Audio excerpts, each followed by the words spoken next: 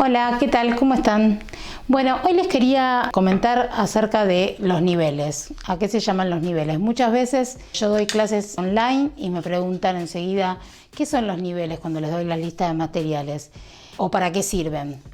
Sirven para hacer una placa del mismo espesor en su totalidad. Por eso hay diferentes tamaños de niveles. Estos son de 7, esto es de 1, estos son de 6. Estos son de 5. No es que hay que tener de todos los niveles, de todos los tamaños, pero ayuda para hacer diferentes piezas. Si es una tabla de picar y demás, conviene no hacerla muy finita porque se puede arquear, se puede quebrar. Bueno, los niveles van a los costados de la arcilla y la arcilla en el medio va estirándose. Con el palote. Otro tip que les puedo decir es que el palote cuando se ensucia hay que limpiarlo porque si no te calca en la arcilla lo que se le quedó pegado, ¿sí? Siempre conviene limpiarlo con el delantal o con un trapo seco porque si uno lo limpia con un trapo húmedo le das humedad y se te queda de vuelta pegado a la arcilla.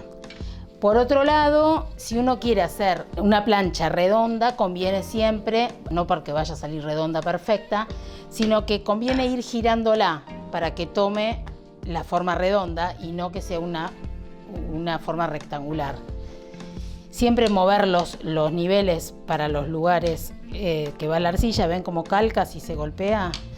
Y otra cosa importante es cuando ustedes terminan, ¿cómo se dan cuenta que ya está? Que no, primero cuando siguen pasando el palote y se sigue estirando es que le falta. Y cuando ustedes ya pasan y no se estira más, lo que tienen que hacer es primero pasarle la lama de un lado para sacar todas estas marcas, que a veces se las deja el palo o la forma que uno tenga de pasarlo y demás.